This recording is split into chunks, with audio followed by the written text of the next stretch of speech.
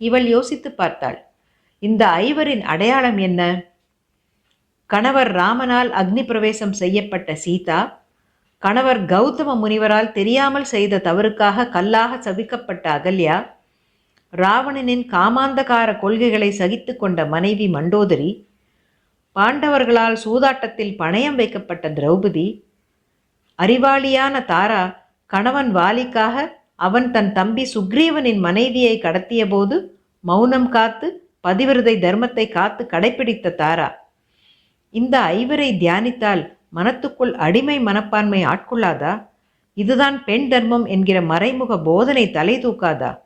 பெண்கள் மனத்துக்குள் முடங்கி போக மாட்டார்களா? சராசரி பெண்கள் இதுதான் பத்தினித்தனம் என்று பாடம் படிக்க மாட்டார்களா?